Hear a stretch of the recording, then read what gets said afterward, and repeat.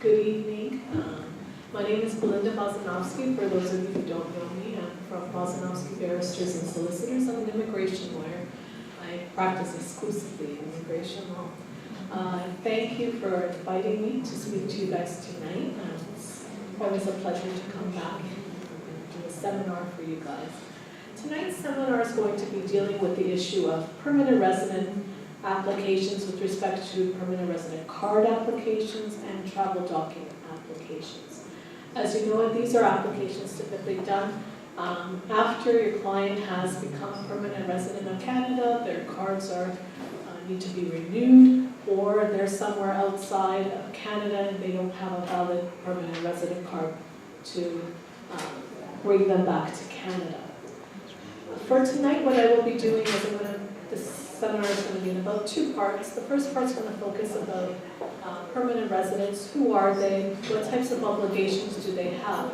And particularly, the focus will be on the residency obligation. The residency obligation is the fundamental part of doing a permanent resident card application as well as a travel document application. The second part of this seminar will focus on what happens if your client doesn't meet the residency obligation. What should you be doing in these applications for your client, and what eventually, whether you need to eventually end up in the Immigration Appeal Division doing an appeal of either a removal order or a decision made overseas that the fact that your client has not maintained the residency obligation. And then afterwards, we'll have our workshop and going through how to prepare a permanent resident card application. So, there we go. Okay.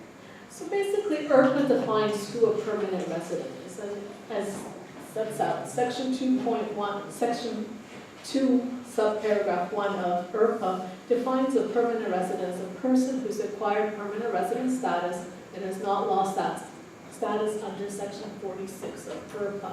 And Section 46 of IRPA sets out how a person can lose their permanent resident status. The first being they become a Canadian citizen.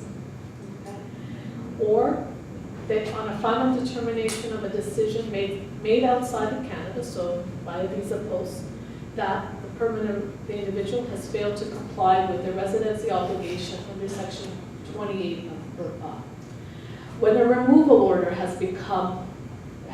removal order made against them comes into force, this is basically circumstances where your client either has been found inadmissible in Canada, criminal inadmissibility, or for failing to abide by the residency obligation, or for misrepresentation. So removal orders are typically made in those circumstances when your client's here in Canada. On a final determination, if your client was recognized as a refugee, if the refugee protection status has ceased or vacated, and then if your client decides to renounce their permanent resident status and that application has been approved. So those are the circumstances how a person can lose their permanent resident status.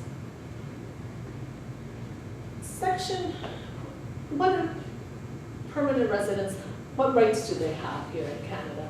And in IRPA, they basically sets out in Section 27 that a permanent resident has the right to enter and remain in Canada, subject to the provisions of IRPA. So permanent residents have the right to live here, work here, study here. They also have the right to do certain types of immigration applications, such as sponsoring their parents, their spouses, subject to certain conditions. They also have the protections of Canadian law and the Charter of Rights and Freedoms. What people have to understand and what clients have to understand is just because they are a permanent resident, that status isn't an absolute status. So once you become a permanent resident, you're always going to be a permanent resident. And that has to be set out clearly to your clients to say that, there are circumstances where they could lose their permanent resident status. What obligations? Permanent residents have certain obligations under IRPA, and one of them is under Sections 27, subsection 27(2) of IRPA. It provides that a permanent resident must comply with any conditions imposed under the regulations or under the instructions given under subsection 14.1 of IRPA. So conditions are, for example, permanent residents who were sponsored as spouses and whose marriage was, let's say, under 2 years and there's no child.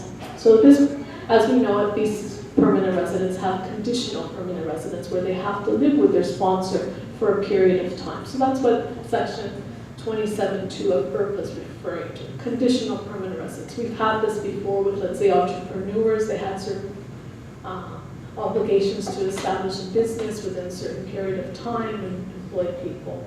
Subsection 14.1 of IRPA is basically referring to ministerial instructions. So if there's anything in terms of the Minister of Immigration issuing any instructions in terms of conditions that permanent residents have to comply with, then that would be an obligation on the part of a permanent resident. The biggest obligation that permanent residents do have under IRPA is meeting the residency obligation with respect to every 5-year period. So sections 22, subsection 28.2 of IRPA sets out the provisions that govern what is a residency obligation that permanent residents must comply. And the permanent residency obligation is basically you must have lived physically in Canada for a period of 730 days in a 5-year period.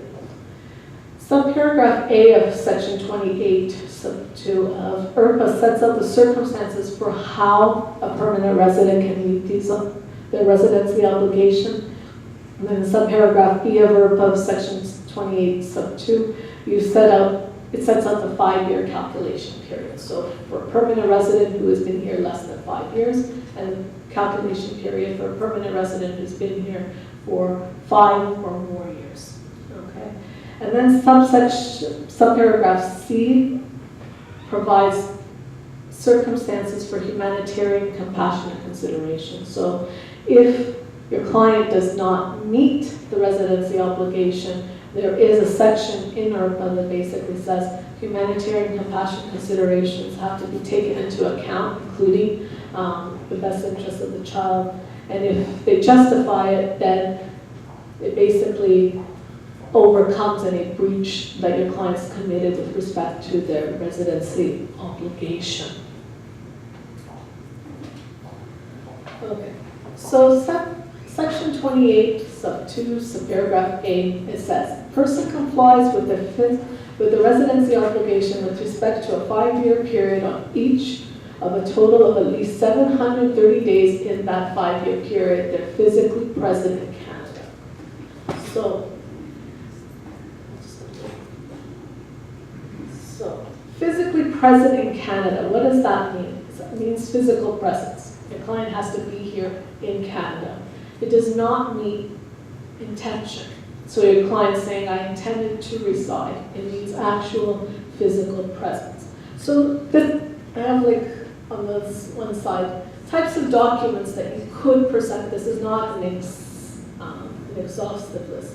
There's no one document that proves actual physical presence in Canada. One way to prove it is to provide copies of your client's passport, showing entry and exit stamps for the period that your client, for the 5-year calculation period. You can provide proof of employment, proof of school attendance, banking activity, financial records, notices of assessment, and so forth. So physically present. So that's the easiest, simplest way a client can meet their residency obligation, by simply being physically present for a period of 730 days within that 5-year calculation period. There are other ways that a client can meet their residency obligation, even though they're not physically present in Canada.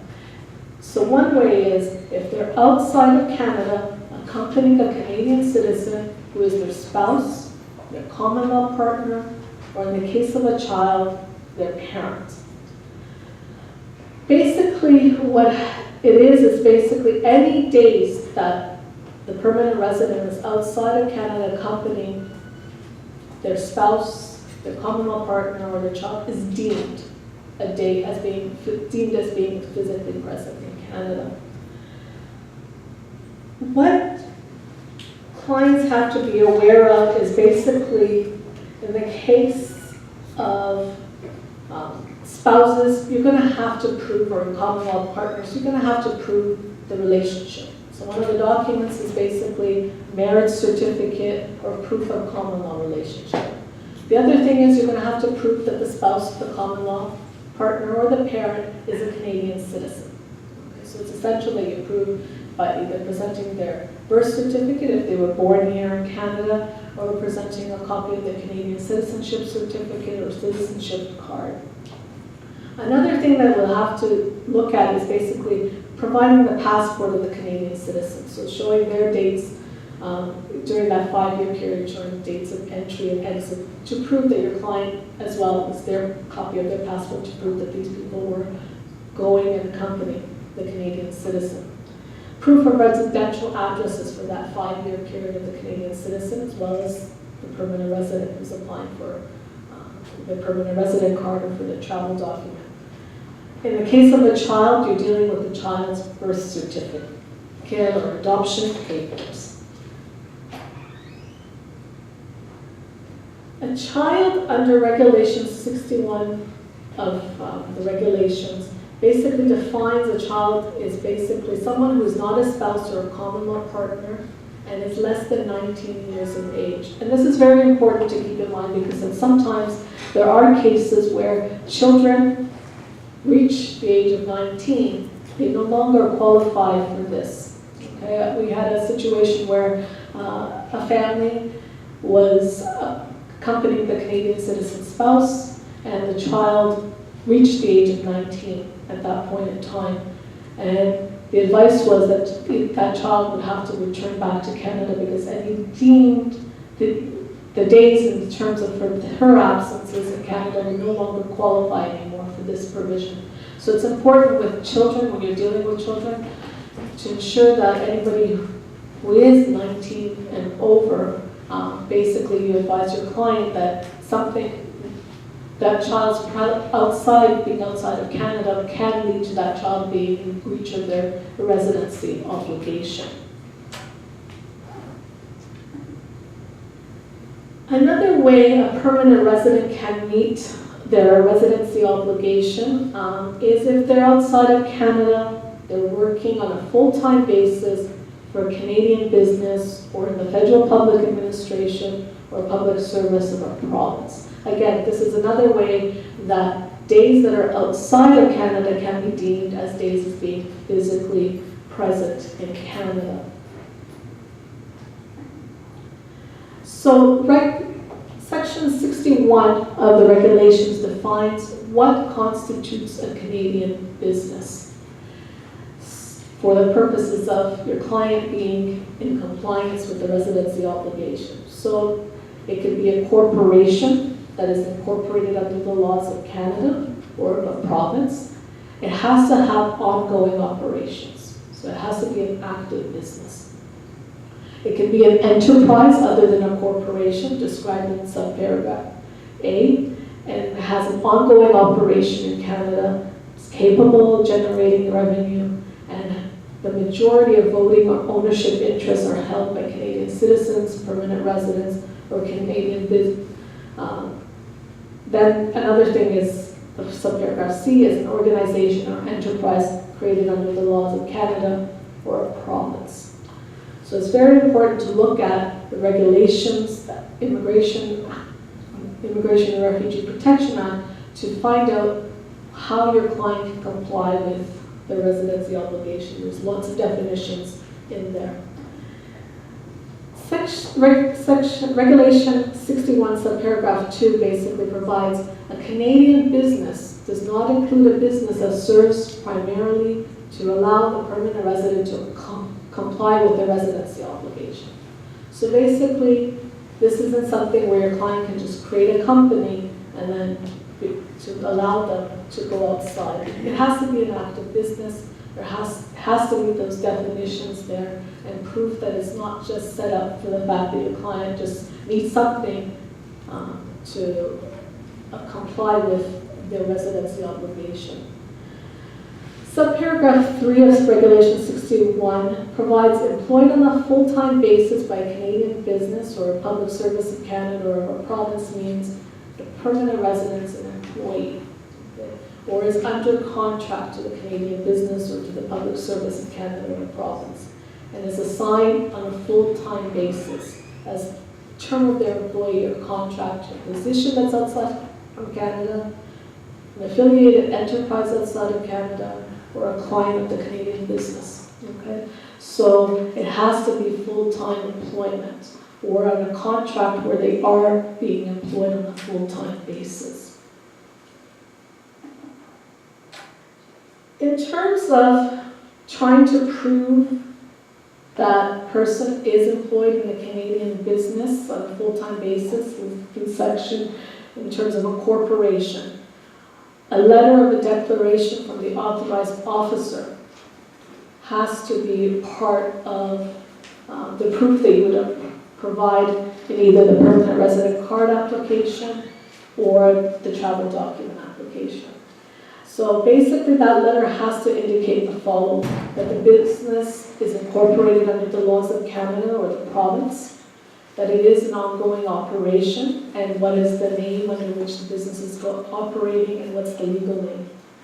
The nature of the business, the length of its operation, the number of employees. It also has to provide details about the permanent residence assignment or their contract. So what is the duration of the employment? How long is they're expected to be overseas? Confirmation that the permanent resident is a full-time employee of that Canadian business and that they're working on a full-time basis. Also details about the relationship between the Canadian business and the business abroad. Also confirmation that this is not a business that was created primarily for the purposes of allowing the permanent resident to qualify or to comply basically with the residency obligation. That letter has to appear on company letterhead. The officer of authorized signing officer has to state their name, contact information. Yes?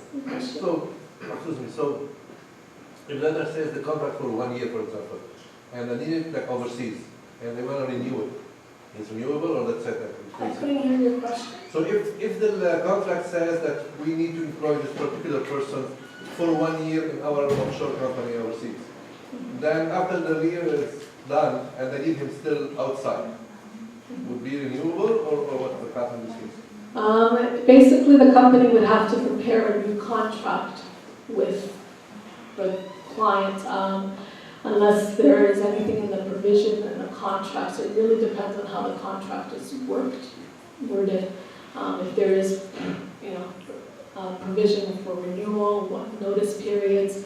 So if there's going to be a renewal, then again, a new contract has to be drawn up and re-signed and everything. So it's continuous in a sense that the client will still qualify. It's really dependent on how their employment contract is worded. But definitely, client contracts can be renewed. Depends on whether the client wants to come back to Canada to sign the renewal or exercise it in terms of overseas where they sign off and stuff. But definitely it has to be done as soon as possible, because if the contract has been terminated, the term of employment has been ended, then any day that's remaining and they're not working for that company under a new contract, then that's not a day that can be deemed under this. So it's really, you also have to remember that this isn't really basically where your client's going overseas for an indeterminate amount of time. Okay? The longer and longer and longer the assignment is, the more and more, it could be saying, well, what's going on here in terms of immigration. But I would recommend that, if there is a renewal, that the renewal of the contract get done as soon as possible, so that the client does not have a period of time where they don't have a day where they can say, I was working for this employer. It's very important. Additional types of documents that you can present where the client is working for a corporation is articles of incorporation, the business license, corporate annual reports, the corporate Canadian income tax notice of assessment, the financial statements, a copy of the contract, copy of the agreement or arrangement between the Canadian business and the entity overseas, payment stubs, notices of assessment, T4 slips. Okay, so it's basically, these are things that immigration's looking for. It's not an exhaustive list, but these are certainly some types of documents that you're going to have to include in the application to prove that this is a legitimate business, it's a legitimate contract, in order for the client to get recognition of those days that they're working for the Canadian business overseas, Canadian corporation. In terms of enterprises, which are defined in 61, Regulation 61, subparagraph B of that, these are basically some things like partnerships, law firms or engineering firms, some examples. Again, a letter from the authorized officer of the Canadian business has to be part of the permanent resident card application or part of the travel document application. Again, saying what type of business is this? Is it a proprietorship? Is it a partnership, a joint partnership? The name, the citizenship, residency status of the proprietor. In the case of partnership, for each of the partners. What's the breakdown of the voting or ownership interests of each partner in the business? What is that the business is an ongoing business, the style, the name and style of the business as it's operating in Canada, the nature of the business, the length of time it's been in business, and the number of employees. Again, details about what is the permanent residence assignment or contract overseas, that it's on a full-time basis, that the employment is a full-time basis, the nature of the relationship, again, of the Canadian business and the business abroad, and confirming again that this is not a business that was designed primarily for the purpose of allowing the permanent resident to satisfy the residency obligation while residing outside of Canada. The additional supporting documents, if the client is working at this type of a business, you would have to include partnership agreement, the business license again, the Canadian income tax assessments, the financial statements, so pretty much similar as to the documents in subsection. Yes? So these are all required or just? This is a suggestion. This is not an So it's or. It's basically, the more you provide of this, the better it is. Okay, it's not the mandatory list of documents, but it is the letter from that officer from the company, the Canadian business, is mandatory. That has to be part of the application. Okay, so these documents are supposed to be submitted along with the renewal. Yes. When we do the renewal. Yes. Yeah, but the contract should be done earlier, like between the two. Yeah, they have to be done earlier. So this is basically when your client comes and says, I work for a Canadian business abroad on a full-time basis, then, okay, we have to get these things. What's reasonable time? You said like shouldn't be for a long time.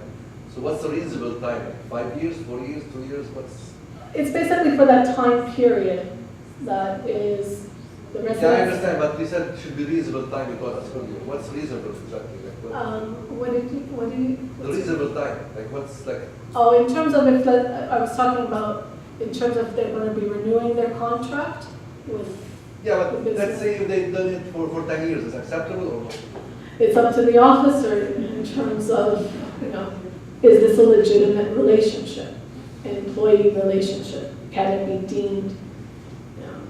It's a multi-million-dollar business. It's not like just a small grocery store. It's basically, so long as they can prove that they have been working, then that's deemed a day in that 5-year period. So what you have to remember is when a permanent resident is applying for a renewal of their PR card or their travel document, they're looking at the 5-year period. So from the day, let's say, that client signs that application to the 5-year period preceding it. So they're looking at that period.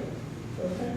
So basically, do they meet these requirements, the 730 days in that period. So when they go in again for renewing their permanent resident card, again, the same thing. They're looking at that 5-year period.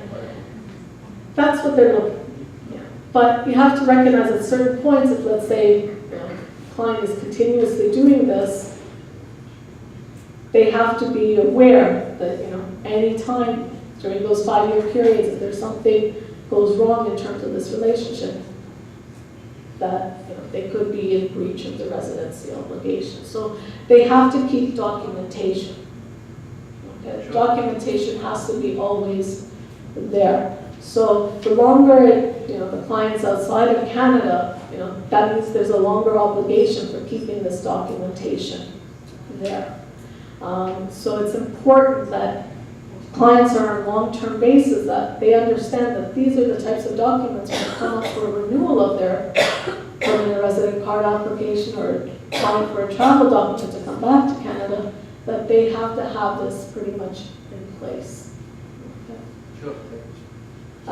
Again, the next thing is, what is those things that are not corporations or partnerships.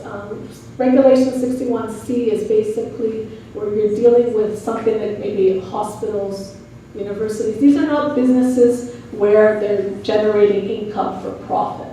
So there are certain types of organizations that qualify this. Again, a letter from the authorized officer. Again, setting out everything that it's pretty much similar to what I've been talking to you about earlier in the other categories. For these ones, you have to do articles of association, articles of incorporation, business license, annual reports, financial statements, copy of the employment agreement, payment stubs, notices of assessment, T4 slips. So the thing is to prove that the employment is qualified.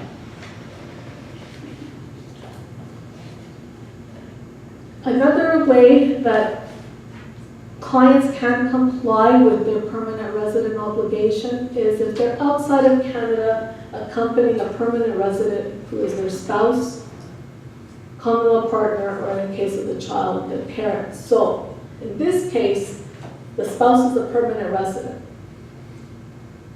Days that your client, if they are a permanent resident, any time that they apply, those days will be deemed so long as the permanent resident spouse, common law partner, in case of a child parent, meets their residency obligation. They're also employed on a full-time basis by a Canadian business or in the federal public administration or public service of a province.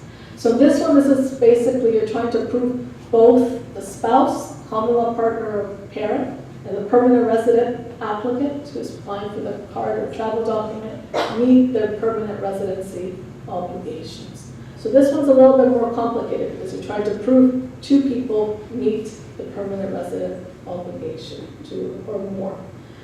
So again, proof of the relationship, marriage certificate, birth certificates. The permanent resident spouse or common law partner has to prove that they meet the residency obligation. So again, there has to be the employment documentation for that person. Canadian income tax notices of assessment, passports, proof that the person, they're ordinarily residing with the permanent resident. So that they have to be living together, basically. So these are just recommended documents. The employment documentation is an absolute must because you have to demonstrate that your permanent resident spouse or your common law partner or the parent is somebody who is full, not only meets the residency obligation, but full-time employed. So it's important for this one. This one's a little bit more complicated to do in that situation. So what are the calculation periods? What are we looking at when we're determining a residency obligation? So IRPA provides this in section 28 2B. It provides that a permanent resident who's been, yes? A good question that if for children that a child actually, has to go outside of Canada for their study. Yeah. How can they make that? For example, so they go for a bachelor study for 4 years. Unfortunately, IRPA does not have any provision that says a person who is studying abroad on a full-time basis can still have deemed days of physical presence. That is one big gap in IRPA. So there are students, people who do go study abroad, who have a degree for 4 years, like an honors and bachelor, 4-year degree, who may end up losing their permanent resident status because of their studies abroad. I'm dealing right now with a client of mine who basically was studying. He was studying in Venezuela. He was a permanent resident of Canada. And basically, his studies took almost 4 to 5 years to complete. He tried whenever there was breaks in his studies to come back to Canada as much as possible. But he was in breach of his permanent residency obligation. So a decision was made at the visa post. He applied for a travel document, and the decision was made that he did not meet his residency obligation. So in terms of students have a very difficult time and some of them do fall into breaching their residency obligation because the time away that they're studying at a university, like in the United States or anywhere else in the world, does not count. And that's the unfortunate thing in terms of IRPA. So I have a friend of mine, her son is studying in the United States. He's a permanent resident of Canada, and he gets consistently warned when he comes in sometimes at the port of entry, where they're saying, you could potentially lose your permanent residence because in the 5-year period. Yes? Just a question. If a person is outside Canada, Yeah. is permanent resident, and they apply for travel documents, Yes? and the visa office deems them as not meeting the residency requirements, would that be considered that they have lost their status of their status? Permanent resident status is not lost unless there's a final determination. So basically a final determination, let's say that type of a client who gets that decision, they have the right to appeal it to the Immigration Appeal Division. Okay?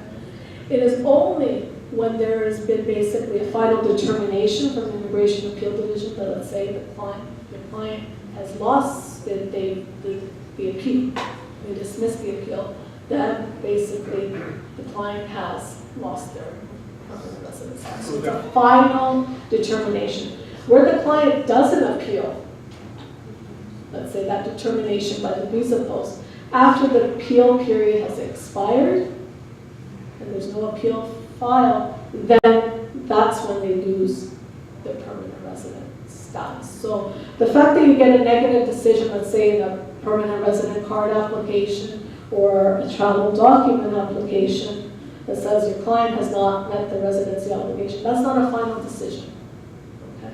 Unless your client doesn't appeal that decision. Okay? So your client always will have the access to the Immigration Appeal Division if they choose to appeal that decision and then make their case at the Immigration Appeal Division. And I'm going to touch upon that. Yes, Sam? Yeah. In case of a child who's a Canadian citizen, Yeah. but parents are not, the parents can benefit from the fact that No. Okay, so it's basically you're accompanying a spouse or common law partner, or if it's in the case of a child, the child's accompanying the parents. Okay, so if your child's a Canadian citizen, unfortunately, that doesn't give your client any deemed.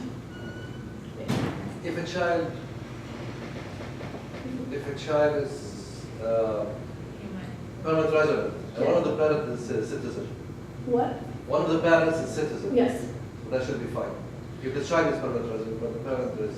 Yes. But basically, in that situation, as long as the parent is a Canadian citizen or the parent is a permanent resident and meets all these other requirements, then the child is a permanent resident. Any days outside of Canada are deemed as days that are qualified for physical presence.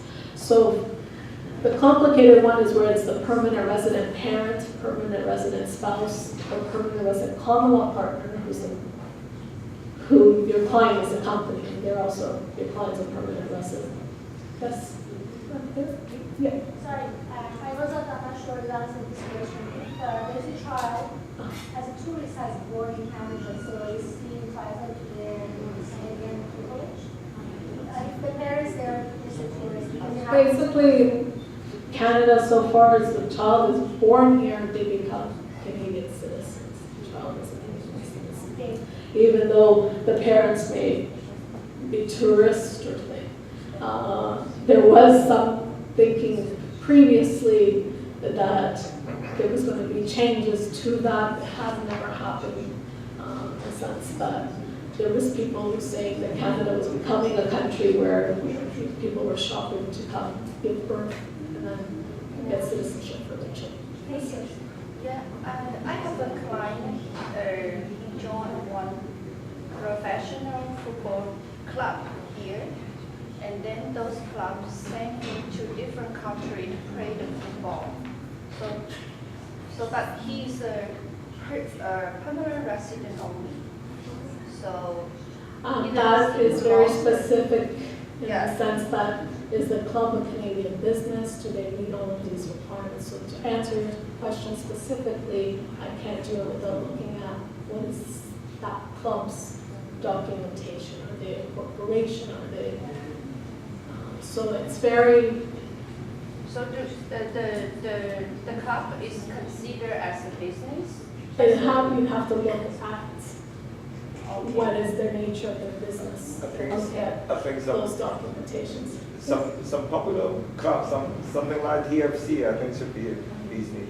Yeah. Those It's are players. basically, you have to be very careful in the sense that what type of club is this? Is it generating an income? Is it a business? Does it qualify for certain things? So you have to look into that particular club, what type, and look at specifically, do they meet the definition of a Canadian business under the regulations? Okay. Yes. In case, as there's a couple, say there's a couple and one is a citizen, the other one is a PR, and they live abroad. Yes. And the one who is citizen doesn't work, so doesn't necessarily have to stay abroad, but chooses to do so. What happens to the PR? As long as they're accompanied by Canadian citizen. So, yeah. So it's basically accompanying the Canadian citizen. It's only in the cases where you're looking at the permanent resident. If the spouse is a permanent resident and they're accompanying that permanent resident spouse, well, that permanent resident spouse has to prove that they're employed by a Canadian So as citizen. long as one of them is a Canadian citizen, they're fine wherever they live, they can, they are part of the CPD. Yeah. Thank you. Okay. So in terms of the calculation of the residency obligation, what we have is basically in cases where the permanent resident has been a permanent resident for less than 5 years, you're looking at whether that permanent resident can meet the residency obligation within that 5-year period. So if they've been away from Canada for a period of 3 years, well then they will have to meet that permanent residency obligation within the last 2 remaining years of their 5-year period. If the permanent resident has been a permanent resident for 5 years or more, they must demonstrate on examination that they met the residency obligation within the 5-year period before the application, either the permanent resident card application or the travel document application. It's very important to be very careful in terms of these calculation periods. The client who I was describing to you, who was a student abroad, who was studying in Venezuela, Basically, he did a permanent resident card application. The representative at that time put in the calculation period incorrectly. So what happened was the client came in to Canada, became a permanent resident of Canada on August the 1st, 2008. He applied for his permanent resident card in November 5th of 2013. Unfortunately, what happened was the calculation period was put as August 1st, 2008 to November 7th, 2013 when he applied, or 5th of 2013. The mistake that was made was it should have been November of 2008 to November of 2013. What happened in there was the client, by including the time that he was in Canada, the time periods in Canada when he was there from August of 2008 to about the November 2008 period, allowed him to meet the residency obligation. So he had the residency obligation period of 730 days. Basically what happened after the application was submitted was CIC did an investigation and said, we're looking at these dates and you don't meet the permanent residency obligation. The client basically, from the November 2008 period to the November 2013 period, had about 711 days. So it's just very short of those days. And in this case, this resulted in basically him having to appeal a decision in the Immigration Appeal Division in regards to why he couldn't meet the residency obligation. So it's very important when you're calculating that 5-year period. The 5-year period normally when you're doing the permanent resident application thing is when is your client going to sign that application form? So if it's going to be today, April the 27th, 2017, you got to go 5 years forward to April the 27th of 2017, 5 years 2012. So it's good. What? Does he have to go backward?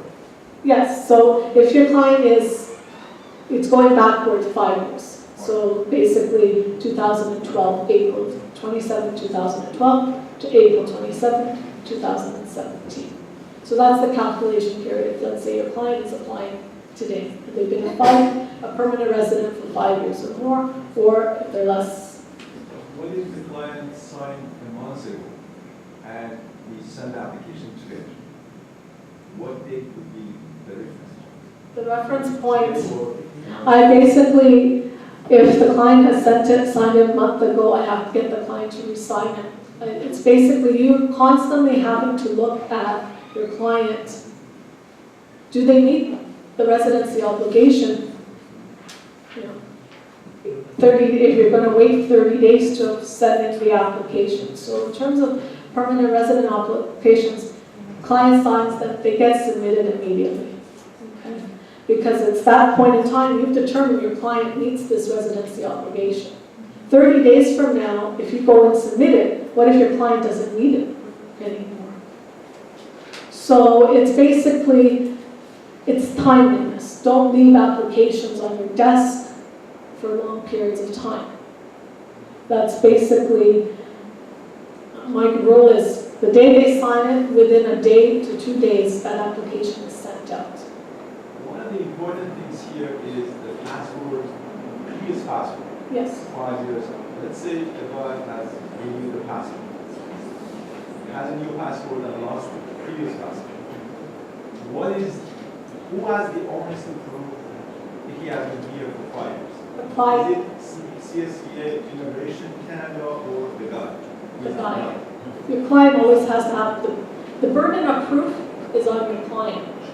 Well, there is a checkpoint in the form. It says, I authorize the CSVA. Yep, you authorize them, but your client is still the person who has the burden of proof. So you have to provide explanations as to why a passport is not If he fixed. explained that he has lost the passport. Yep, you have to. Be involved for refusal.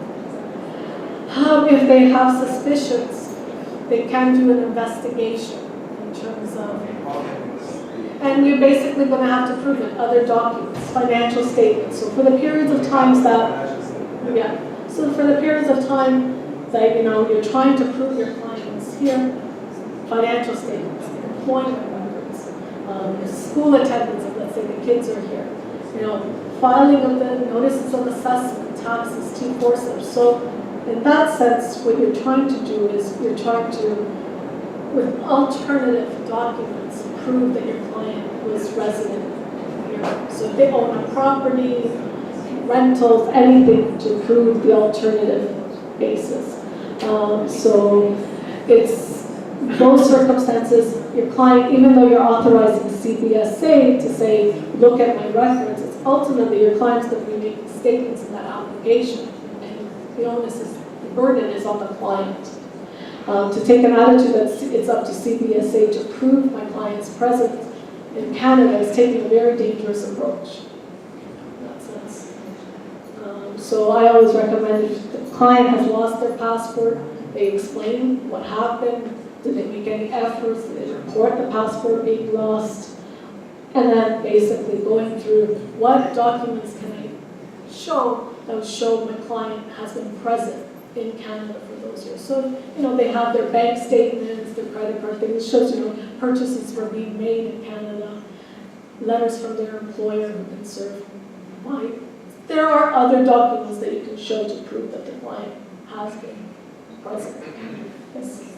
Yeah, in case of a permanent residence who's here in Canada, Yep. but he hasn't complied with the residency obligation, Okay. what is his status after 5 years? Let's say, Can you repeat that? Yeah. I'm talking about a permanent resident in Canada who hasn't complied. Yes. He's here, and his 5 years passed. What is his status after the 5 years? Let's say he doesn't file an application. Okay, there are cases where people have basically been outside of Canada, have managed to come back.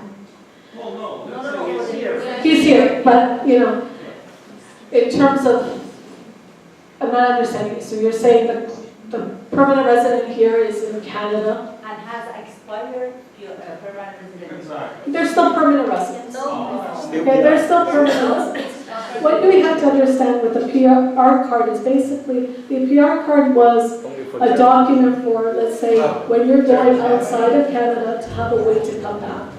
Yes. So it is a status document. The presumption is anybody who has a PR card is a permanent resident of Canada. That's a presumption unless an officer determines otherwise. But if your client's here and their PR card has expired, they're still a permanent resident. So you advise him to wait until his 2 years is up, then he applies for permanent. If they've been here, That's fine. that's fine. If they've been here, let's say today is the day that they're signing their application and the 5 years preceding, so from 2012 to 2017, did they meet their 730 days? That's the relevant period. So, CPC goes by the date of the sign, goes back only 5 years from the date of Sign, signing, yeah. right? So if he sends the application and he stays in Canada, and let's say he fill up the dates, or the days that he needs to, but the application was already sent and they're going to, I'm not understanding your question. right. Speak louder. Here, speak up a little bit. I'm not Okay, hearing. sorry. Yeah, let's say the guy is here, Okay, he's a permanent resident, he doesn't need it, right? yes. Okay? He sends out the application without filling the days that he needs to be a permanent resident. But as the days goes on, and they assist the application, they only consider the date he signed, Yeah. the 5 years. Yes. And so it's So anytime afterwards doesn't really count. So if the client, after they submit the PR card application, they remain in Canada, those days don't count in that examination. So they're going to refuse the application, right? Yeah. So basically, you're going to have situations where clients don't meet the residency obligations. They're here in Canada, but they don't meet it. Sometimes the advice would be just to tell the client, stay and apply when you do amount to 730 days. Sometimes clients will become insistent, no, I don't want to do that, but you have to go through and explain the consequences of doing that application where they don't need it. And sometimes once you do explain it to the client, they realize, oh, I'm going to get myself into a lot of trouble by submitting this. It's important that you document the advice that you've given to the client, have it in writing. If the client is very insistent in saying to you, no, continue to do this application for me, have it in writing to explain to them, I advise you of, you don't meet the residency obligation. And if you do submit your application, you run the risk of X, Y, and Z. Okay? So it's very important. I typically don't do those types of applications where a person, there really is no need for a PR card if your client's going to be here in Canada. Or what if he needs to go come back? That's the thing you're going to be saying to them, you know, you're putting yourself at risk, you're losing your residency obligation.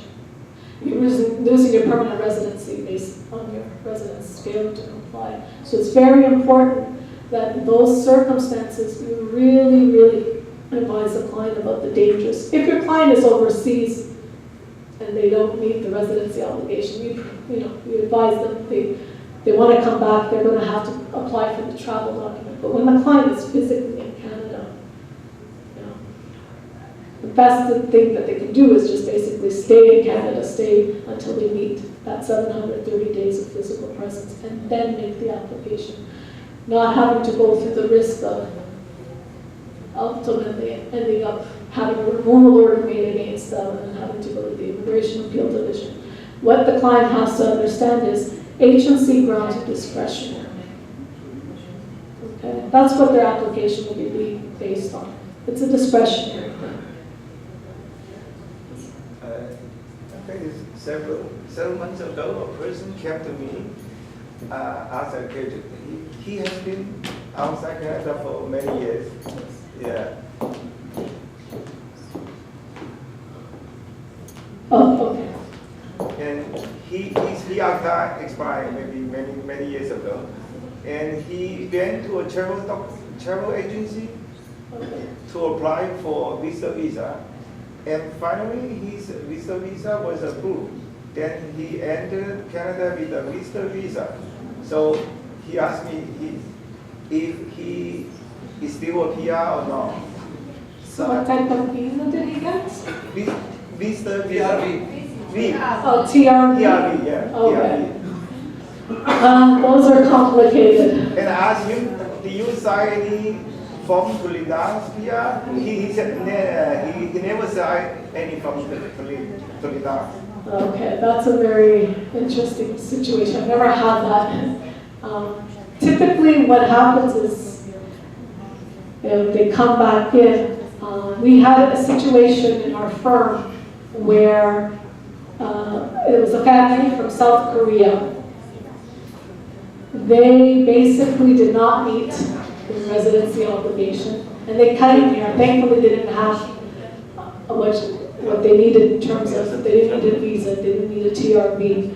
But they came across the border because they didn't have a valid PR card, so they couldn't travel in on a plane. They traveled across the border, and Canada Border Service Agency flagged them. And basically, even though they entered Canada, they got a letter sometime a month after and says, we noticed that you're permanent residents, and we've got to make a determination as to whether you meet the permanent residency requirements. The fact that they did a TRV application, the way you relinquish your status is by actually signing a document that says I relinquish. That's weird. Yeah, a renunciation. That's really under IRPA, basically. If you sign off on saying I renounce for my permanent resident status, that's when you lose your permanent resident status. The fact that they did a TRV, I don't think technically they are going to lose. They've lost it, but they're going to be, if they're going to be applying for a PR permanent resident card application, there is an immigration record, and we have to explain. So back to your client, the Korean client, was it successful or? Which one? For the Your client, like you were talking. the South Koreans? Yeah. They were basically lucky. They went on a technicality. In this case, what happened was they applied for a permanent resident card application, a travel document, travel document. They were overseas. They applied for a travel document overseas, but they withdrew that application before a decision was made. But the visa post, for some reason, still made a decision. So that's what Canada Post, when they looked at the client's things, that's how they got flagged. They said there's a decision out in Manila. Canadian Visa Post made this decision against you guys. Negative, that you've lost your permanent residence. When it went to appeal, the Minister's Council conceded that the clients had withdrawn their application. So therefore, there was no determination. Yeah, which is good. So they basically got off on a technicality. And by the time everything sorted out, it was basically, they were qualified for the residency obligations. So they got back in here and they qualified. So it's basically, in their case, they're one of the very rare where they got off on that technicality because the visa post did not have the jurisdiction to make that decision. The clients withdrew the application, gave notice that they had withdrawn, and thankfully the Minister's Council conceded. They realized the decision's wrong in law. Sure. So whenever your client, I've had other cases where people have basically signed off that they renounced their PR.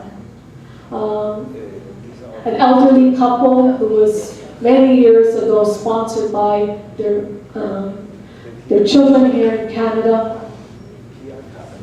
They hadn't been here for a long period of time. They came here before we do the ETA, the travel authorization. So they were citizens of Uruguay, citizens of Italy. They traveled under the Italian passport. If they're citizens of Uruguay, basically what it meant is they would have to apply for a visa to come into Canada. So they used their Italian passport to come here. And they got in. And the unfortunate thing is they decided they wanted to leave Canada again. So they left for a short period of time, 2-3 months, to visit their son in another country. On their return, they were stopped at Pearson International Airport.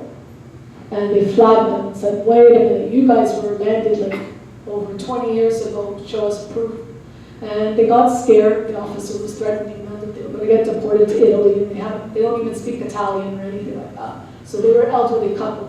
Basically what they did was they signed off that they relinquished their status, that they were going to enter Canada as a temporary resident.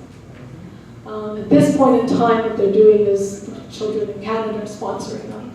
They're submitting a new sponsorship application. Unfortunately, these individuals signed off on the fact that they renounced, they were relinquishing their permanent resident status in Canada. In a case like this, could they hire the lawyer at the airport and then maybe try to get them in, or it's basically, it's up to, at that point, it's their decision whether they're going to sign that paper. No, not sign it. Just if you just sign it and say we want a lawyer, we want to get in. Can they ask for this or not? They can try to ask for it. It's up to CBSA ultimately whether they'll allow it. I've never been contacted from somebody at the airport. It's basically very difficult in terms of... that would be a weak case anyway. It's a weak case. These are people who've been here, who weren't here for many, many years. It's different when your client has basically maybe the year before or something had come back to Canada. There's at least a few days in the year. So let's say it's 2017 today. If let's say in 2016 they had been here in Canada, the officer will have an obligation to allow them to come in. Yeah, 365. Yeah, so 365 days. So I guess we're going to take a break at this point in time, and then we're going to talk about what happens when your client doesn't meet the residency obligation. Thank you so much.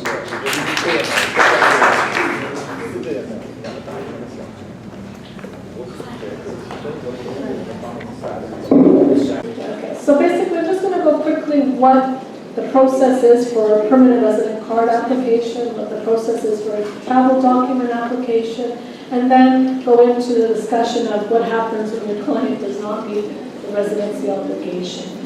In terms of a permanent resident card application, Regulation 55 of Immigration and Refugee Protection Regulation provides that a permanent resident card shall only be provided or issued in Canada. And then Regulation 56.2 of the regulations provides that an application for permanent resident card must be made in Canada. So your client can't apply for a PR card overseas, send it to a visa post. The application is made here in Canada. The application for a permanent resident card consists of the requisite application forms, the proof of payment of the fee, 2 photos that meet the specification, and the requisite documents. When you have all of that, you submit it to the Case Processing Center in Sydney. If everything works out, your client will be issued the permanent resident card. Cases where CPC Sydney has questions about your client's application in terms of the information, the genuineness of the information provided, or whether they have suspicions that your client has not met the residency obligations, or in your application they can see your client has not met the residency obligation. What happens is that application is then transferred to the local CIC, and they conduct the investigation. If everything works okay in terms of from the local CIC, then a permanent resident card can be issued. If there's concern, and in the case with residency obligation, if the client doesn't meet it, what happens is a report can be made under Section 44 in terms of the fact that your client's inadmissible to Canada because they have not complied with the residency obligation, and a removal order can be issued. In terms of travel document applications, we basically have this is a situation where your client, who's a permanent resident, is overseas but does not have a valid permanent resident card to travel back. So if they're traveling by plane or any other commercial type of transport, they don't have the permanent resident card, a valid one, they can apply for a travel document. The travel document is sent to the visa application center that's responsible for the permanent resident's country of origin, so processing applications. So if your client is, let's say, from Iran, it would go to the visa post that's processing Iranian applications. Or if your client is legally admitted into another country, let's say they're on a work permit in Australia, they've been on a work permit for a year, 2 years, they can apply to the visa post in Australia, the Visa Application Center. The Visa Application Center will then transfer your client's application to the visa post, and the visa post will be the one making the determination as to whether or not the travel document can be issued. Basically, travel document, again, residency obligation. If they're satisfied that you meet the residency obligation, client meets the residency obligation, the travel document can be issued, and your client will be able to travel back to Canada. Once they come into Canada, if they basically then they can make their application for a permanent resident card. The application for a travel document consists of the requisite forms, the proof of payment of the fee, 2 photos, the original valid passport, copies of all passports used in the 5-year period preceding, and the requisite supporting documents. The situation becomes, what if your client does not meet the residency obligation? And IRPA provides under Section 28, subparagraph 2C, that permanent residents can be retained on the basis of humanitarian, compassionate considerations, taking into account the best interests of the child. So the onus is on the applicant. So whether you're doing a permanent resident card application or whether you're doing a travel document application, the onus is on the applicant to satisfy the decision maker that there are compelling humanitarian and compassionate factors that justify the retention of the permanent residence status, even though there's a breach in their residency obligation. So the applicant, the permanent resident who's basically breached their obligation, has the onus of basically explaining why they were not able to comply with the residency obligation and the extent of the hardship that they would face or their family members would face if that application, if they were to lose their permanent resident status. Officers are obliged to take into consideration all information provided when making submissions on humanitarian compassionate grounds. Like I said previously, these decisions are discretionary. So there could be positive factors in your client's application, but it's up to an officer, whether it's the officer here in Canada, at the local CIC, or the visa post. They have to be satisfied that there are humanitarian compassionate considerations that justify issuing either a permanent resident card or the travel document. So these are some things that are taken into consideration, but it's not just limited to these circumstances that I've set out. So the circumstances and events that occurred in that 5-year period, which led to the breach of the residency, you have to explain them. What happened? What made your client lose their ability to meet the residency obligation? Are there children involved? So what are the best interests of the child? Is there a child here in Canada, Canadian citizen child, or permanent resident child? What would they be, what impact would this have on them if the applicant were to lose their permanent resident status? The extent of the non-compliance, is this something that's gone on for very long? Or is this, somebody who's just maybe a month short, 2 weeks short of the residency obligation? Has the client had any physical presence in Canada within that 5-year period of examination? So, do they have some connection to Canada? And these are things that you'd have to basically point out to the officer who's making the decision. Whether the permanent resident obligation applicant basically breached their residency obligation due to a medical condition. Were they hospitalized for a long period of time during that 5-year period that resulted in them that they were unable to travel? Or was it a medical condition of a very close family member? So basically, you would have to provide proof of the medical condition that they were in, proof of the hospitalization period. If it's a family member, why couldn't alternative arrangements be made for that family member to be taken care of? Okay. The degree also, how much, in terms of the links that these people have to Canada. It's very important if they do have properties, if they do have some type of connection to Canada, in the sense that they did have some establishment here, that you point out this establishment. There are cases where, let's say, you may have children who came here when they were very little. They were permanent residents of Canada, and the parents decided at some point in time to leave Canada.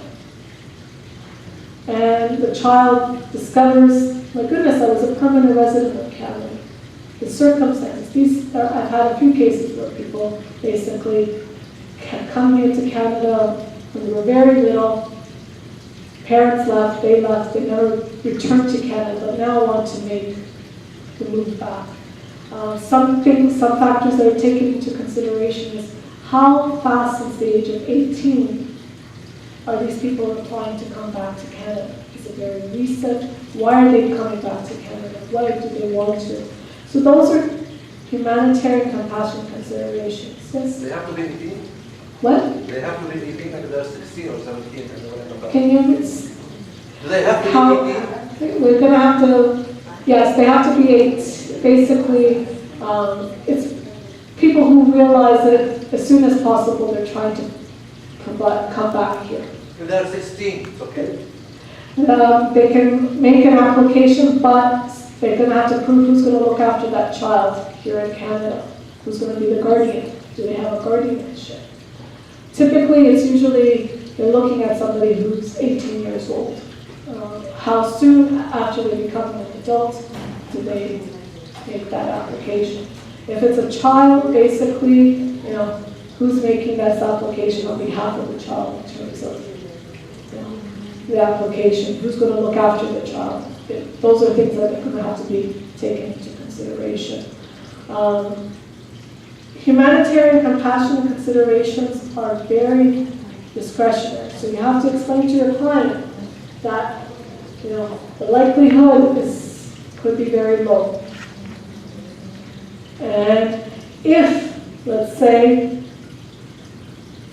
your client is refused, whether it's from a permanent resident card application perspective or whether it's from a travel document application perspective, your client has the ability to appeal that decision to the Immigration Appeal Division.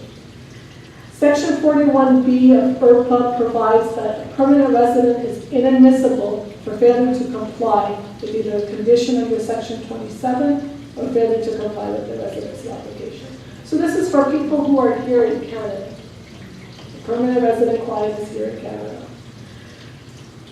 An officer can make a Section 44(1) report if they are in the opinion that the permanent resident here is inadmissible on the fact that they failed to meet the residency obligation.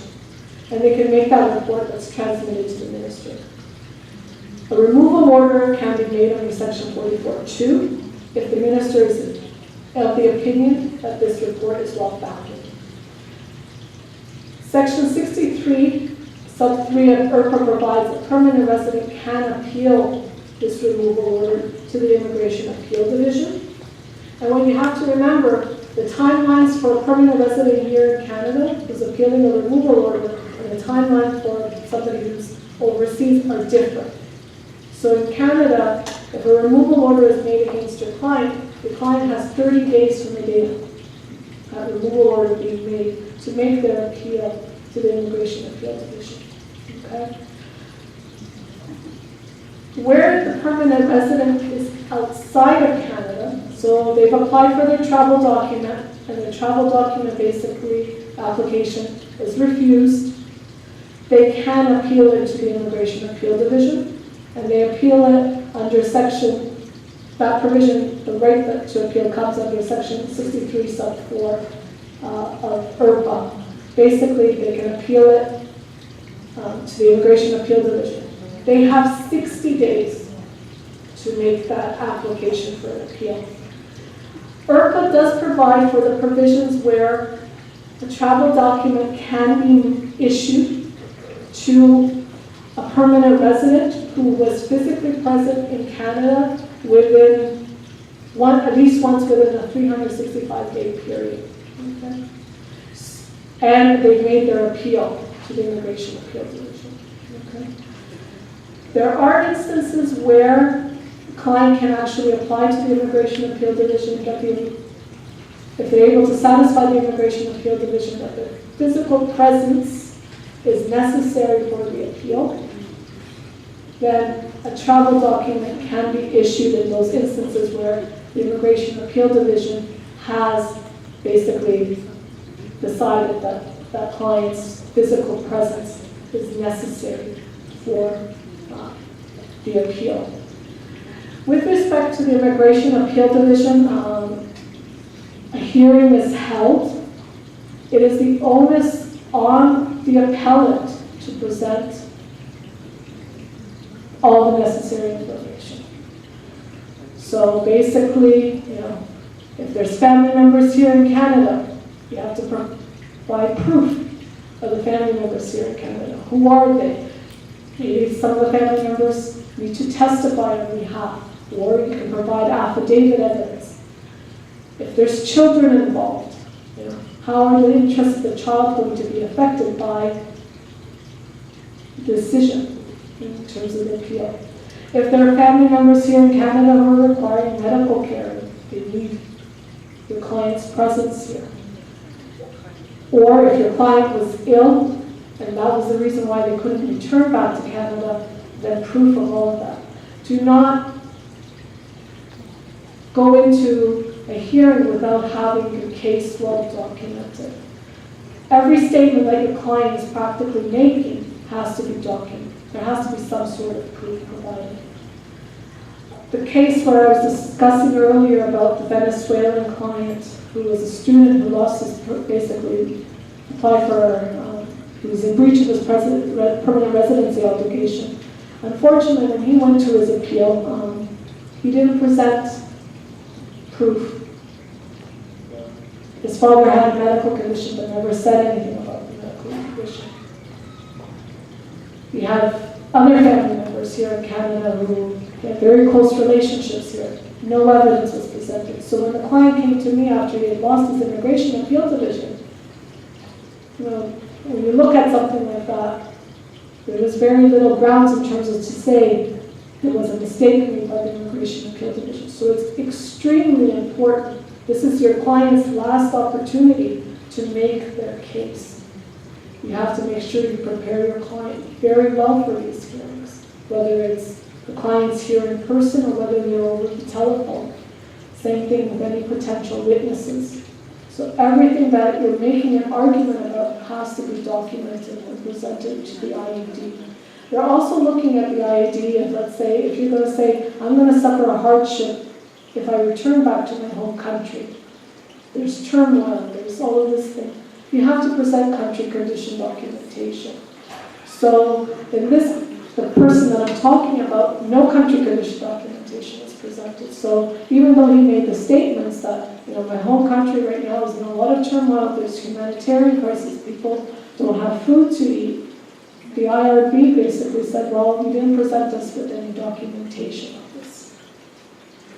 So it's very, very important when you're dealing with this is your client's last opportunity sometimes to be able to make their case. In this case, this is an individual who had been sponsored by his father. He's now over the age of being sponsored. He hasn't worked in a career that maybe would qualify him under express entry. So his ability to come back is very, very limited. So unfortunately, his case, a lot of errors were made along the way. So you have to exercise a lot of care when you're dealing with these cases. If the Immigration Appeal Division approves the appeal, that's great news for your client. They're able to maintain their permanent residence. They're allowed to stay here, the permanent residents of Canada. If the appeal is dismissed, if your client is here in Canada, a removal order will be made against your client. Your client, before they can be removed, is entitled to what we call a pre-removal risk assessment.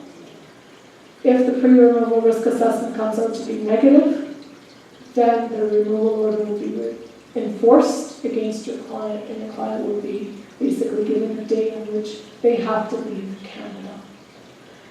In terms of the client who's overseas, basically, if the Immigration Appeal Division dismisses their appeal, then that's basically it. That's the end of the road pretty much for them, unless they have an alternate way of coming back, whether they can be sponsored by a Canadian spouse or permanent resident, or they can qualify as a federal skilled worker and get accepted under express entry.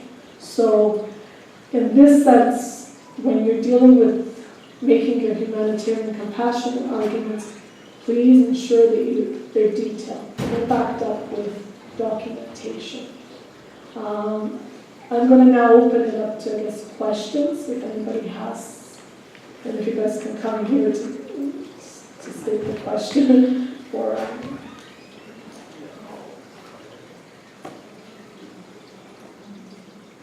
That's your, who's this?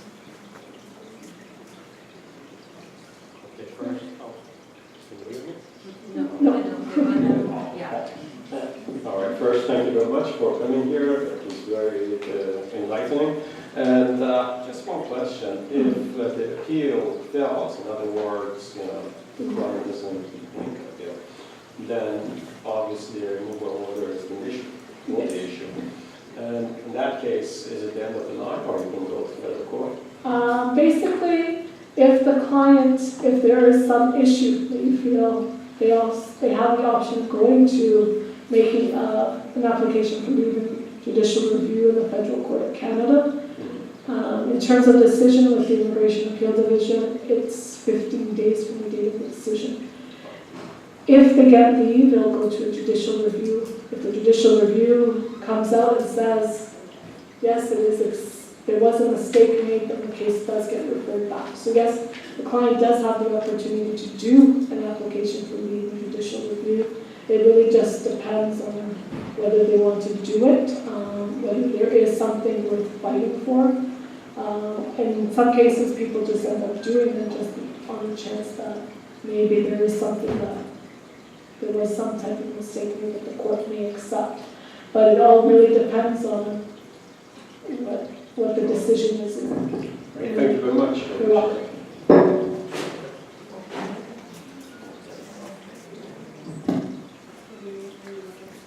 Next person. Is there any other questions?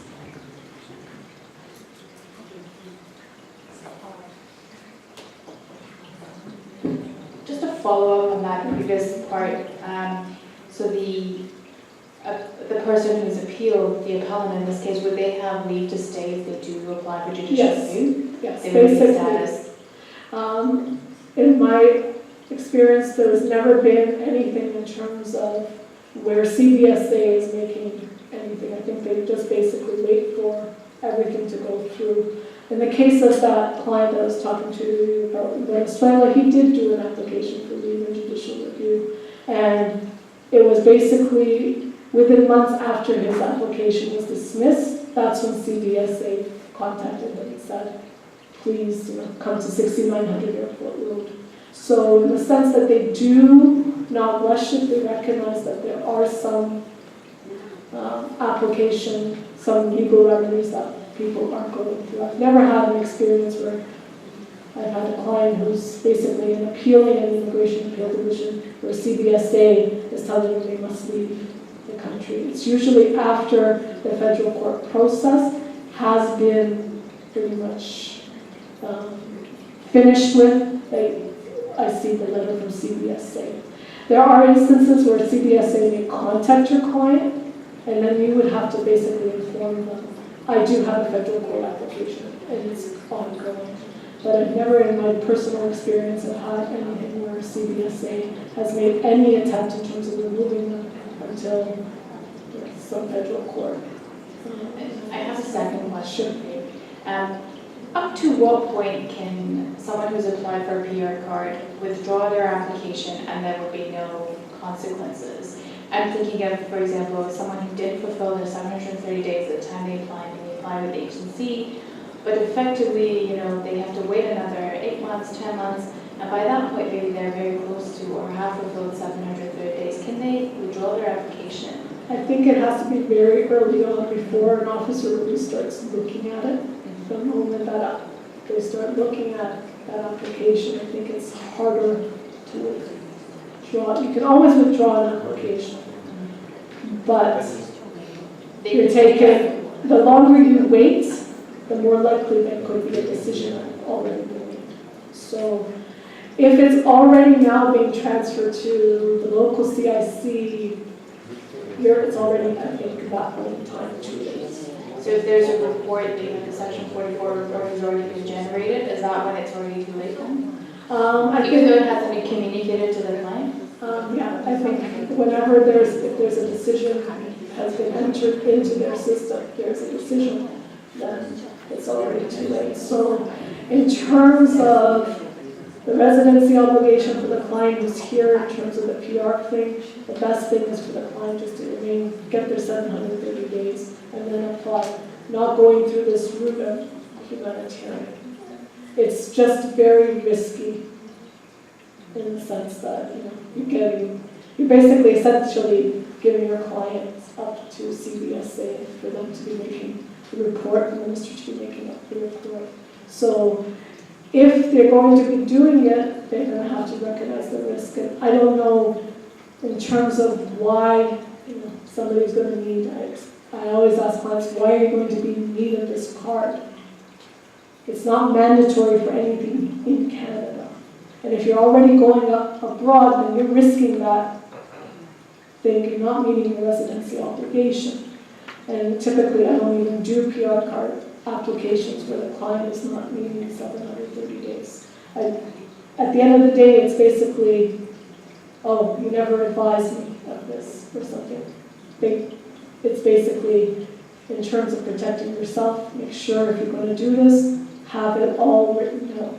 And you have the client authorize it, because at the end of the day, the client can get upset, I didn't qualify for this. Why did you make this application, even though they're the one insisting that this application be made?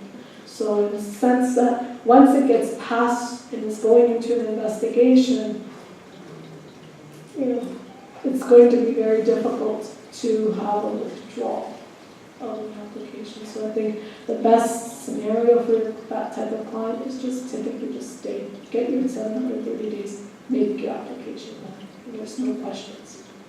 Okay. Any other questions? Okay, I guess then we'll move to the workshop.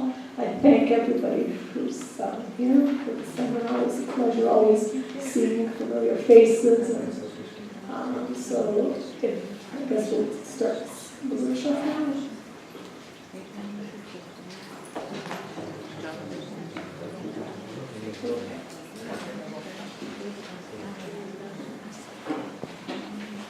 I have a question. Oh, sure. I don't want to waste their time, actually, I like it, but do you want to say it on the microphone or? I guess I don't know what this is. Or can I ask just like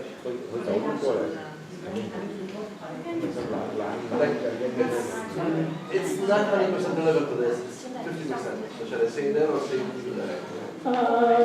Basically, we're just going to turn off the camera.